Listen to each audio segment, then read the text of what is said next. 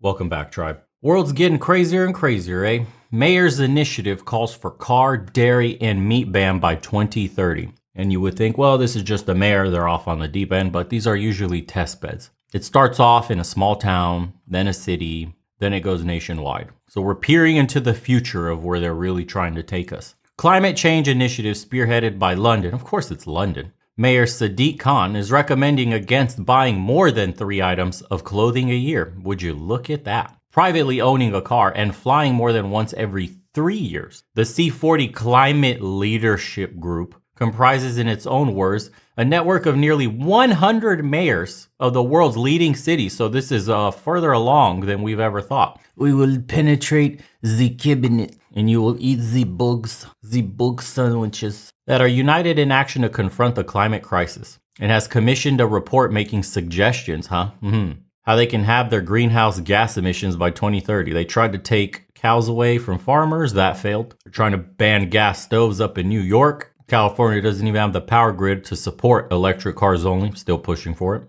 You will own nothing and you will be happy. Khan, who chairs the C40 group, has received backlash from Londoners following this month's ULEZ expansion, though the C40 cities initiative under the guise of Clean Air Wins campaign has shared videos in favor of ULEZ. I love how they call it the Clean Air Wins campaign. It's almost like by depopulating, the air will clean up. By making sure the pores don't reproduce, our air will be cleaner. The Wall Street Journal this week highlighted the less highly publicized proposals in its report, authored in collaboration with the University of Leeds, such as no meat, no dairy, no private vehicles. Also suggested is traveling by plane only once every 3 years, which the Wall Street Journal compares to the policies of climate lockdowns. So get your bug sandwich shirts if you haven't already. Appreciate you guys. Also get your Make Masculinity Great Again. We have a whole bunch of new designs that are about to hit the store too, but if you haven't, get your bug sandwich, baby. Delhi 2030. Bill Gates, WEF approved. You will own nothing and you won't reproduce.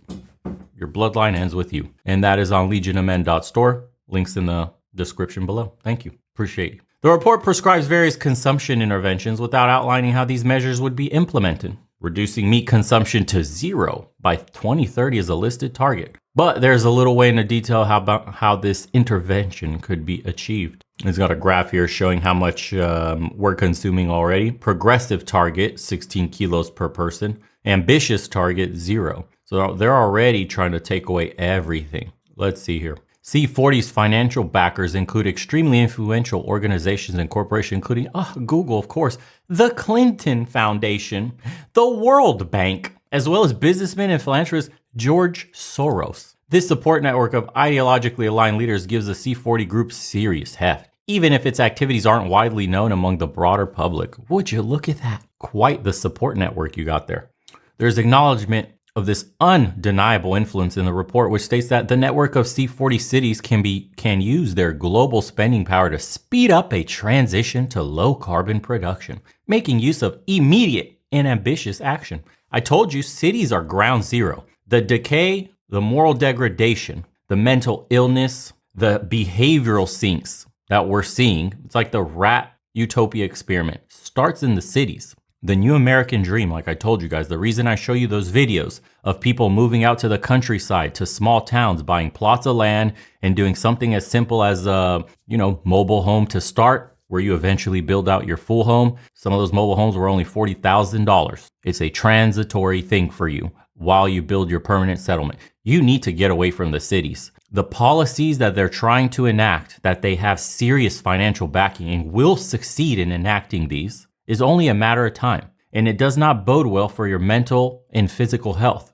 As we've seen, they're trying to get you to eat bugs. They're trying to get you to eat meat alternatives, full of synthetics, full of preservatives, full of chemicals. We have no idea how they affect the body in the long term. That is supposed to be policed by institutions that are captured by the very industries they're policing. And you're supposed to be okay with all of this. There's so much to unpack in this onion layer. It's incredible to even do it any justice, because the rabbit hole is that deep. And this is why we continue to tell people either leave the West completely for a more traditional place or go out into the countryside. If anything, buy land. Buy land. The goal in your brain should be, I need land. I need land. Period. Where do I get land? How do I get money? Where can I buy a plot of land? Where can I get a trailer towed to my truck at least? A decent mobile home.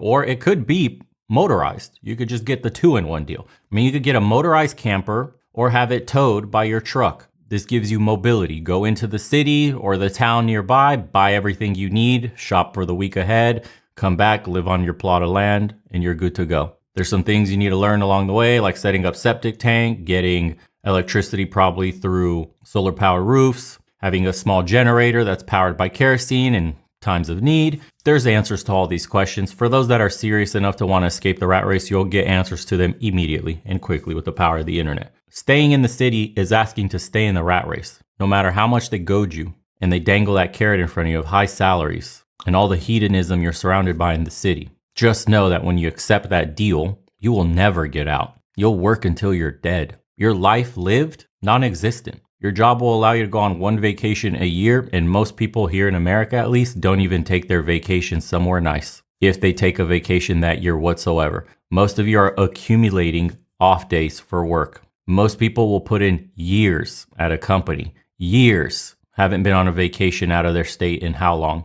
Haven't even traveled outside of the country. Haven't even seen the world. You live an entire lifetime being tied to your work so you could pay bills in an economic environment where your dollar is worth less and less, inflation chipping away at you more and more. Depending on your pension when you're retired is turning into a nightmare scenario day by day. And all you've ever worked hard for, everything you've ever done, was to maintain this status quo of barely making it. In fact, in many ways, you're worse off than the previous generations. With these kinds of issues, we need to come up with new solutions. Fortunately, North America is so massive that if you choose to go this route of buying a plot of land, you can get hundreds of acres for dirt cheap.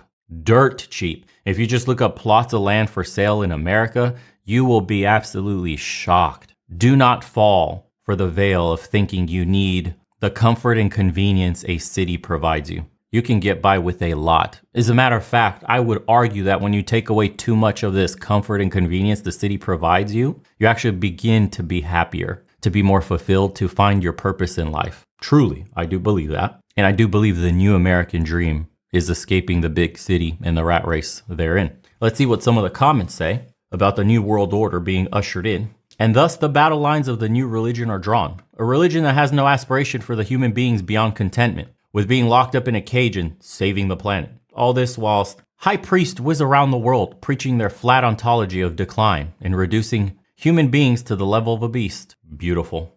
How long will we tolerate these anti-democratic quangos and their schemes to terraform the lives of Western citizens against their will? Why do we tolerate them? Good question. This shows how disconnected the political elite are from the people they represent. No one who lives outside a cloistered bubble would think any of this makes sense or is even realistically possible. And we have yet another example of an NGO funded by big business, government, lobbying government. It's no doubt staffed by a bunch of university grads who couldn't find productive work in the real economy. NGOs are a cancer on democracy. Take this article for what you will. Let me know what you guys actually think in the comments below about these aspirational targets. No car, no dairy, no meat, no house, and no whatever else they decide the average human being is not required to have. I mean, once we touch shelter and food, the two very base needs of a human being, I mean, it's no holds barred on anything else you could imagine.